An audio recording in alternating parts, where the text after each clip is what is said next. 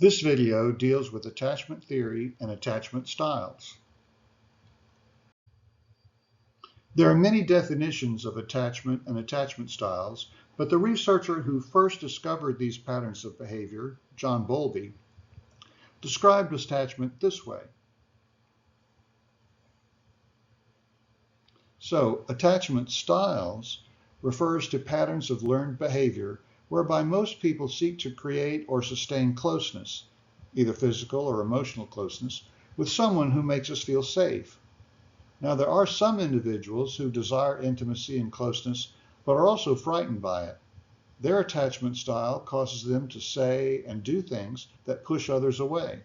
We'll talk more about this distinction later. Here's a more current definition of attachment styles. This definition applies to both secure and insecure attachment styles. Pause the video and read through this definition carefully. Look for how it applies to all four attachment styles.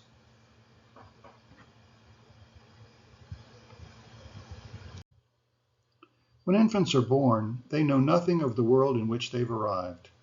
They do, however, have an innate drive to attach to the person or persons who are in close proximity. Through these relationships, infants develop a representation of their new world. Bowlby called these representations working models because the infants will modify and clarify their model of the world as they accumulate new experiences. And since most of the experiences will involve the caregiver's attitude and actions toward the infant are a primary data source for constructing these models. Parents or caregivers who, 1, respond readily to the infant's cries or other means of communicating felt needs, 2, comfort the infant if he or she experiences distress, and 3, are affectionate and comforting, support the infant in developing positive models of the world.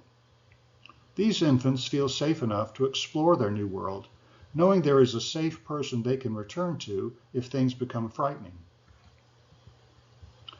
Parents who ignore their infant's needs or are cold or even cruel cause the infant to develop a more negative model of the world, one in which constant vigilance is required to obtain even a rare sense of safety. The strategies infants and young children develop grow into patterns of behavior. We call the patterns that involve creating or reestablishing close relationships attachment styles. To reinforce the point, based on how the caregiver interacts with the infant develops strategies for securing a relationship that provides safety. In this photograph, the young Stella is clinging to her caregiver in an emotionally charged attempt to stay connected or to reattach after an absence. The attachment styles are significant because they strongly influence how adolescents and even adults relate to close friends and romantic partners. We believe that Stella, even though she is smiling in this picture, is clinging to Kyle because of an attachment style that includes fear of abandonment. For this exercise, pause the video and come up with at least 3 descriptors of parenting that should produce a secure attachment style. Resume the video when you're ready to see our list.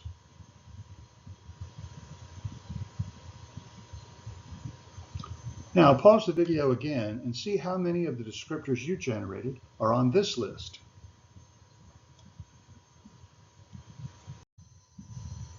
Consistent parenting of the type described on the previous slide can produce these characteristics as their children become adults. Now, not everyone who had good parenting will possess all of these characteristics, but it is the security the child experienced from his or her parents' care that is the origin of these attributes.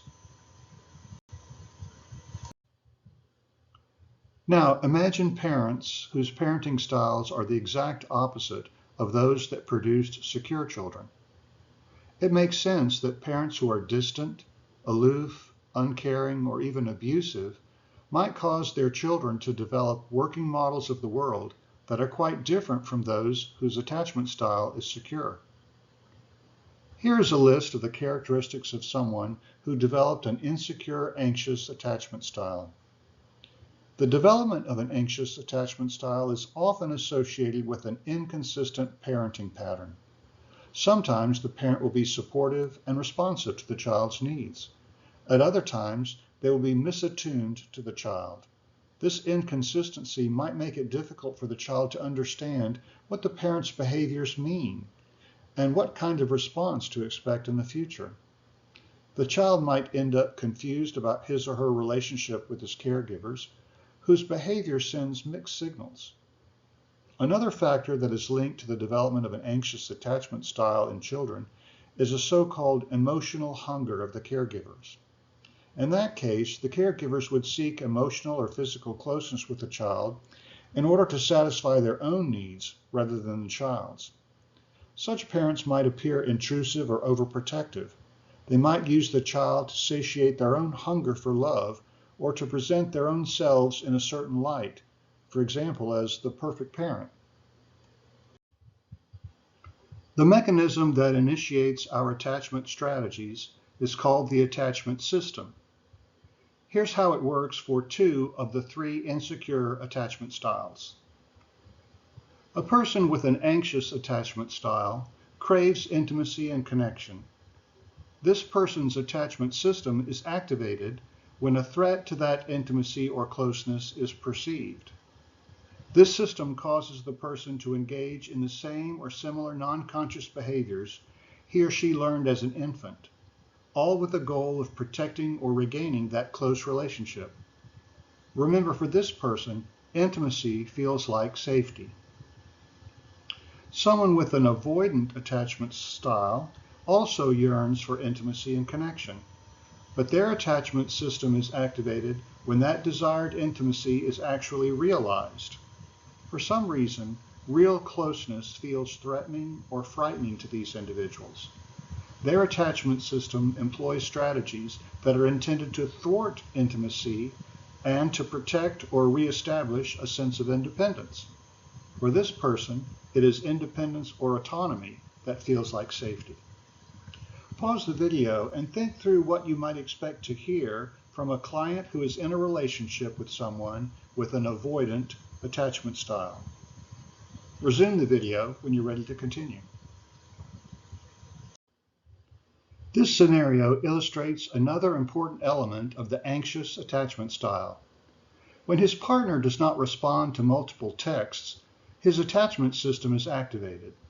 But in this case, his partner eventually does respond, and he feels immensely relieved. His world is okay now. In fact, he may feel a sense of euphoria. This emotional roller coaster, the depths of anxiety followed by the high of reassurance, is often mistaken for love.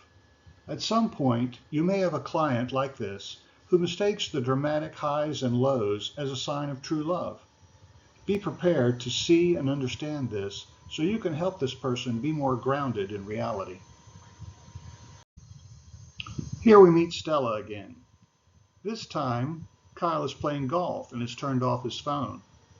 His unresponsiveness triggers Stella's attachment system, and she becomes even more sensitive to signs that may indicate a change in their relationship. In the scenario we described earlier, Stella slid into depression and broke off the relationship. But individuals with an anxious attachment style are more likely to try several strategies for getting the reassurance they feel they need. In Stella's case, she might decide to visit Kyle on the golf course. These clients will need to understand the source of their anxiety and why it may not align with the reality of the status of their current relationship. Pause the video and come up with what you would say to Stella to help her decide where her anxiety is coming from. Is it from Kyle's behavior, or does Kyle's behavior trigger Stella's attachment system? Each attachment style is comprised of a range of behavioral characteristics. This slide shows the most common of these characteristics. We refer to them as descriptors because they help us understand what we're likely to see when we look closely at the non-conscious behaviors of a person with that particular attachment style. When clients complete the attachment style self-assessment, they'll see a graph that shows the relative strength of each of the 4 attachment styles. That graph will look something like this. As their counselor, you will have access to a more in-depth analysis of their responses. At your request, APT counseling resources will drill down to the descriptor level and generate a report describing the extent to which these descriptors are reflected in your client's responses. This can be very helpful in understanding your client's non-conscious behaviors. For example, a client may score high enough to be described as having a secure attachment style, but that score may reflect high scores on managing emotions, communication skills, and sharing emotions with his or her partner. Yet, they might score low on trusting others. As a counselor, it would be important to know this. Once a client has brought the non-conscious behaviors of his or her attachment style to the surface, the next question usually is, can I change my attachment style? While attachment styles certainly can change over time and with other emotional experiences, probably the most realistic outcome for most clients is to learn to manage them more effectively. Here are 4 steps that provide clients with the best chance of controlling their attachment-related behaviors. Using tools like the APT self-assessments, clients work with their counselors to surface the non-conscious behaviors that make up their attachment style. Again, working with their counselor, clients can identify the situations or circumstances that activate their attachment systems. Next, identify realistic options for alternate behaviors. The key word here is realistic. You will need to help your clients identify alternate behaviors they can and actually will substitute for the non-conscious behaviors they want to replace. If I get jealous when my partner pays attention to someone else, you might suggest that I remind myself of some of the things my partner likes about me. Then, plan to talk about the client's efforts to substitute alternate behaviors and the results of those efforts when you meet for the next few sessions. When working with clients to resolve issues arising from their attachment styles, there are multiple places to begin that dialogue. This diagram shows 5 options for where to begin. The term triggers refers to behaviors or situations that activate the client's attachment system. Non-conscious behaviors, of course, are the things our client says or does in response to these triggers. That is, what do they say or do when their attachment system is activated? Underlying beliefs are the representations of the world that were initially formed through their interaction with their caregivers. Early experiences refers to the behaviors and attitudes of their caregivers. That is, how do their caregivers relate or interact with them? Outcomes refers to the results of their non-conscious behaviors, the impact of those behaviors on others, primarily those in significant relationships with your client. Pause the video and think through where in this circle you would begin if you were working with someone with an attachment style driven issue. You may be wondering what happened with Stella. Stella completed both APT self-assessments, and she came to understand how childhood experiences of abandonment were influencing her behavior with Kyle. She chose to substitute memories of when she felt connected to Kyle when her attachment system was triggered. Because Stella was less anxious, Kyle felt more comfortable and drew closer to her, enabling Stella to be even more secure. There are individuals who at times manifest non-conscious behaviors we typically associate with an anxious attachment style, but at other times their behavior more closely resembles that of someone with an avoidant attachment style. These individuals have a strong desire for intimacy and connection, but they also have an equally strong fear of being hurt or betrayed, so they alternate between asking for intimacy and pushing it away. They will often have poor coping skills and low self-esteem. We find that people with a disorganized attachment style are more likely to have had very negative experiences with their primary caregiver, such as an abusive parent or one who is perpetually anxious. The result is the child approaches the parent for comfort, but then withdraws because the parent is either unable to provide comfort or may even respond angrily. The outcome for the child is a core belief they are unlovable and that eventually they will be rejected by a potential partner, and so they may try earnestly to experience intimacy, but withdraw from the relationship before the inevitable hurt. While understanding your own attachment styles can lead to a much healthier relationship, there is an even greater benefit when both partners understand their own and their partner's attachment styles. First, both partners are less likely to be mistaken or confused by the other's non-conscious behavior. Second, understanding how conflicting styles can create chaos in a relationship will help partners keep their relationship clear and calm. Finally, when you know what activates your own and your partner's attachment system, you can navigate around many relational obstacles. This is Martina. She came to us angry with herself because she felt she was repeating the same self-defeating behaviors with each new romantic relationship. We encouraged Martina to respond to the APT attachment style self-assessment, and these are her results. From Martina's responses, we learned she is highly anxious about her adult romantic relationships. Her anxious attachment style developed in childhood and has persisted into adulthood. Martina's parents were inconsistent in how they responded to her needs. They often acted as if she was responsible for their happiness or unhappiness, and they were nearly always in a state of anxiety themselves. This created great insecurity in Martina, and even today, she feels like she is unworthy of being loved and that her partner may leave her at any moment. On top of this nearly constant state of anxiety, she has strong feelings of jealousy if her partner pays too much attention to someone else. These beliefs and emotions have caused most of her adult romantic relationships to be short-lived. The good news is Martina knows something isn't right, and she's using what she's learned about attachment styles to gain more control over her behavior around potential partners. Pause the video and think through the suggestions you would make to Martina to help her get started on improving her chances of building a lasting adult romantic relationship. Resume the video when you're ready to hear our recommendations.